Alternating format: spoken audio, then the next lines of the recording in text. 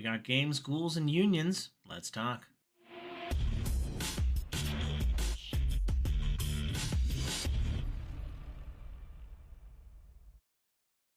What up, viewers? What up? What up? Calc Soups here, and today is Friday, March 21st, and that means it's time for a quick recap of the week in video game news. First thing we got to talk about is Assassin's Creed Shadows is finally here after being delayed from February to March. It launched this week. This is our first Assassin's Creed game in feudal Japan that we've always wanted. Ghost of Tsushima might have beat them there, but yeah, it's here. It's got an 81 Metacritic. Most people saying it isn't fully right the Assassin's Creed ship, which has been kind of drifting off since the newer action RPG games are been kind of falling off as of late. But this one seems a little bit more like a return to form, and it's still a fun game. So that's what I've gotten out of the reviews that I've read so far. So I'm a big fan of the original Assassin's Creed games, so hopefully I can get a little bit of that while running around as both a samurai as well as a stealthy and ninja assassin. So yeah, I'm looking forward to this. I'm currently in the middle of a couple other games, but yeah, I think I'm looking forward to this one as well. The next game set in the Control universe will not be Control 2, but will in fact be FBC, Federal Bureau of Control, Firebreak. This looks like, from a trailer we saw this week, this looks like more of like a Left 4 Dead clone, except for you're fighting, you have to avoid post-it notes, because it's very like office oriented, as well as I think you're just 3 players as opposed to like a 4-man squad for Left 4 Dead like. And I don't know that there's any asymmetry, but that'll be interesting if there is. But yeah, you're going through the Federal Bureau of Control, and you're fighting off waves of, I forgot what they were. I think they were called Hiss, which was like the glowing red enemies that would kind of like pop up, and they're like anomalistic creatures that show up. So yeah, we got a first preview of that. I don't remember if there was a date associated with it, but I know that me and my friends were definitely excited to hear about this, and we're always looking for another good Left 4 Dead clone to play. So yeah, and we all loved Control. So running around in Control and shooting anomalies together sounds like a fun game to me. So I'm looking forward to FBC Firebreak. Got to see a little bit more on Dune Awakening. Dune Awakening, which we are just about 2 months out from. Dune Awakening is the Dune MMO that's coming out. We got a trailer talking about a few more systems within the game.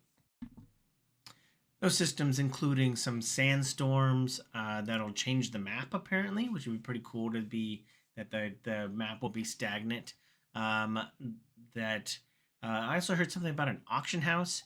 And then there showed up a whole bunch of ways to traverse the world and a bunch of ways to like scan the areas so that you can fill out the map once it's changed or rotated. It sounded like once a week.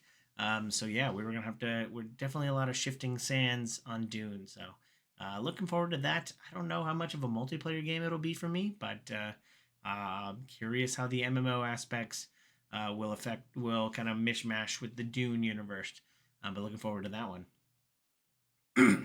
Speaking of universes I really like, it's been a long time coming that players of the Fallout franchise have always wanted to play as a ghoul, and now they officially can.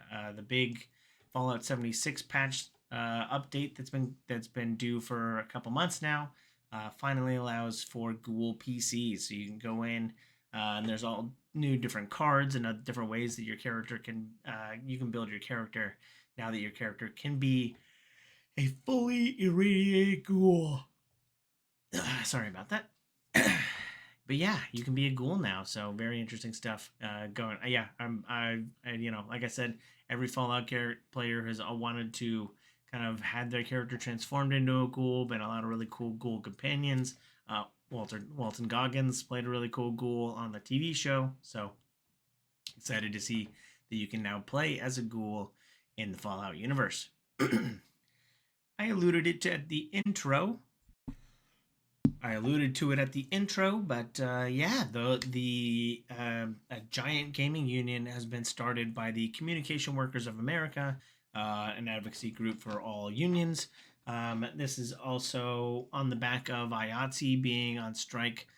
The video game, voice actor strike has been going for like 9 months now.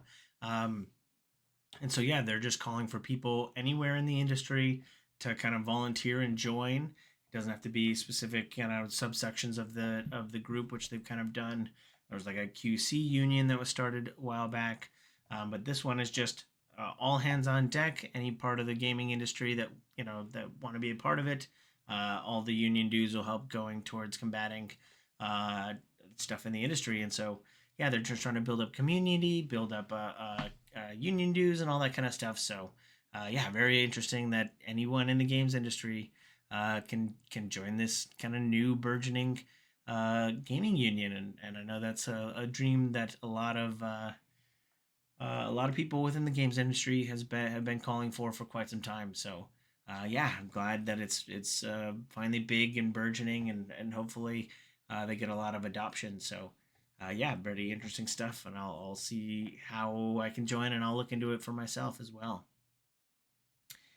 Moving right along, Lego has finally joined forces with Pokemon. So, two very big kids friendly IPs are finally going together. I know that Nintendo has been working with Lego for quite some time. And then I heard something about an old Mega Bloks deal, which I think Mega Bloks used to have with Pokemon, but they probably waited for that to lapse until they could start bringing little brick Pokemon Pikachu's to everyone. So, yeah, Lego Pokemon was announced this week. I'm curious what sets they will have coming soon. I was pretty sad when it was announced that Asmodee would not be making a Frosthaven, the board game, digital adaptation. So I was pretty sad when that happened. Except for this week, it was announced that I think the director of XCOM, um, will be turning Frosthaven into a digital game. So I loved my time playing Gloomhaven digitally. It was a way for us not to have to pull out the board game so I could play with a bunch of friends, especially ones that were out of state. So yeah, I'm looking forward to Frosthaven coming to digital. Some pretty cool Game Pass games have been included in the last half of the month. Um, I saw that 33 Immortals, a pretty cool multiplayer roguelike game, is going into Game Pass preview. I was actually gonna play some Atomfall today, but I know that's not coming to Game Pass till next week. But that one looks like a really cool kind of Fallout meets British Fallout. But apparently there's a little bit deeper and a little bit more investigation going on there. But I also saw that the Blizzard Arcade will be coming to Game Pass, so I'm looking forward to potentially playing some of those games. The God of War Amazon show isn't even out and has already been renewed for a second season. There was news this week that yeah, they're committing to 2 seasons straight out of the gate. So I'm pretty curious to see what they're going to do with the God of War show, whether or not they're going to start it in this kind of Nordic timeline, or they're going to go back to the original Greek stuff, or maybe Kratos can find another pantheon of gods out there. So looking forward to that Amazon show. So apparently that one's kind of locked in if they're going to do 2 seasons. So looking forward to that. Last but certainly not least, having played most of Split Fiction, I can tell you it's got a really cool narrative, and I'm enjoying my time with it. And apparently, that 2 million unit sales, which was announced, I think, a week ago, means that it is popular enough now to be turned into a movie.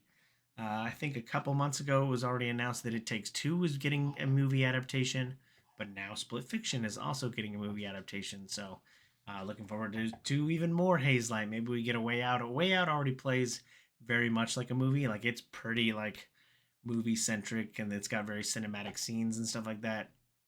Less mechanics focused and more just like two guys who escape from prison. So that one kind of already lends itself pretty easily. Whereas these ones, it'll be kind of interesting to see how do you circle in the game mechanics, which are such a prevalent part of the recent Hazelight games. But yeah, it'll be interesting to see what they do with that. So, but that's it for this week. Let me know if you feel I forgot anything down below in the comments. But as always, thanks for watching. I hope you enjoy this content. If you do, please follow, like, and subscribe to me on YouTube and Twitch. so you can see more great content like this. I'll have links down below in the description. Thanks again. I hope you have a super day. I hope you have a super weekend. And I hope you have a super day. Bye.